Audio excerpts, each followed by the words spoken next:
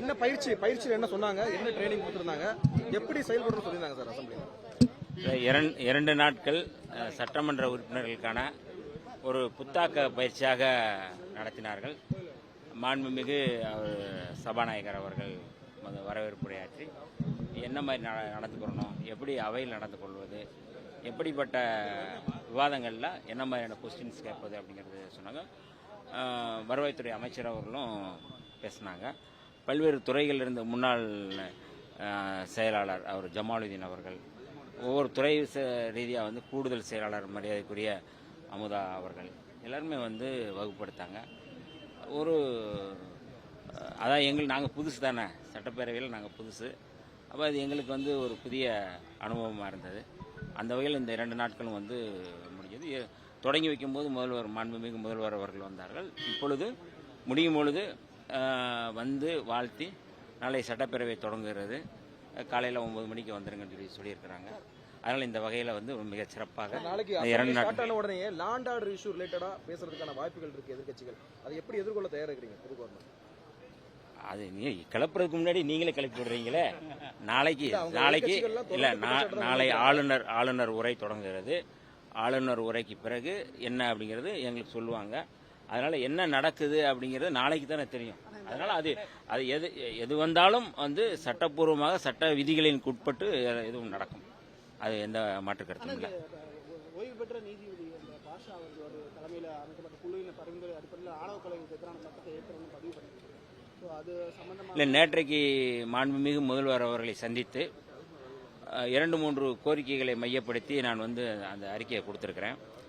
அமைச்சரவையில் நான் பேசுவதற்காக எடுத்து வைக்கப்பட்ட குறிப்புகள் அன்றைக்கு பேசாமல் அல்லது வந்து தனித்தனியாக துறைவாரியாக நான் அழைத்து இது குறித்து கலந்துரையாடுவேன் என்று மாண்புமிகு முதல்வர் அவர்கள் சொன்னதை ஒட்டி நேற்றைக்கு எனக்கு அந்த வாய்ப்பு கொடுத்தார். நான் நேற்றைக்கு சந்தித்து 3 மிக முக்கியமான கோரிக்கைகளை எங்களுடைய துறை சார்ந்து நாங்கள் வச்சுருந்தேன். ஒன்று, இந்த ஆணவ படுகொலைகளை தடுத்து நிறுத்துவதற்கு தனிச்சட்டம் வேண்டும். அதற்கு முன்னதாக முன்னாள் நீதியரசர் KN பாட்ஷா அவர்களுடைய அறிக்கை, அவருடைய பரிந்துரையை ஒட்டி இது சட்டம் கொண்டு வர வேண்டும் என்று சொல்லியிருந்தோம். இது ஒன்று. 2வது, புதிதாக ஏற்கனவே எங்களுடைய தலைவர் எழுச்சி தமிழர் தொல்காப்பியன் திருமாவளவன் அவர்கள் நீண்ட காலமாக வைத்த கோரிக்கை பஞ்சமி நிலங்களை மீட்பது தொடர்பாக. இதையும் நேற்று நாங்கள் வைத்தோம். பஞ்சமி நிலங்களை மீட்பதற்கு தனி சட்டம் கொண்டு வர வேண்டும் நேற்று நான் வந்து ஒரு கோரிக்கை வச்சிருக்கிறேன். இது ரொம்ப முக்கியமான கோரிக்கை. தமிழ்நாடு முழுக்க மனைப்பட்டா குறித்து பிரச்சனை இருக்கு. சுதந்திரம் அடைந்து இந்த 75 ஆண்டுகளுக்கு மேலே ஆகின்றது. ஆனாலும் வந்து மனைப்பட்டா இல்லாத மக்கள் இருக்கிறாங்க.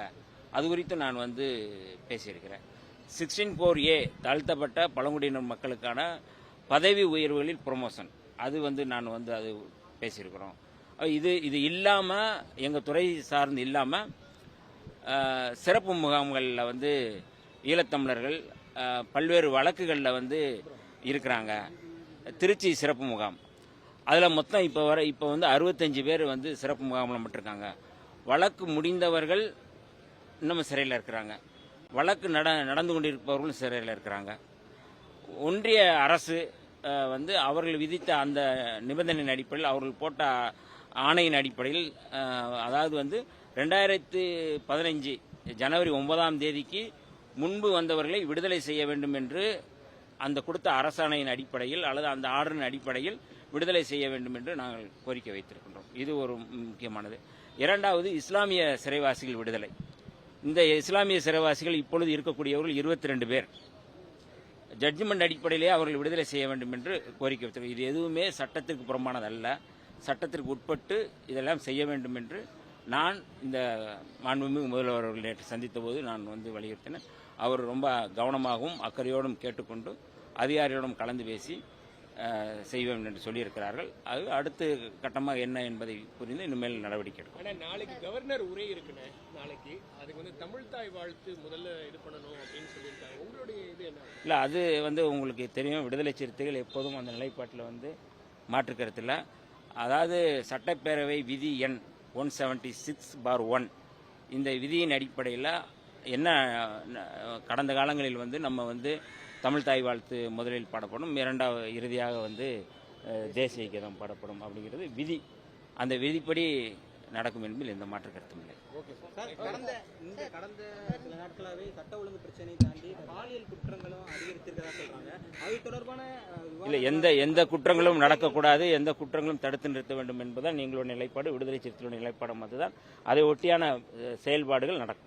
பிளே ஸ்டோர் மற்றும் ஆப் ஸ்டோரில் இருந்து பாலிமர் செயலியை QR கோடு மூலம் பதிவிறக்கம் செய்யுங்கள். செய்திகளை உடனுக்குடன் பெறுங்கள்.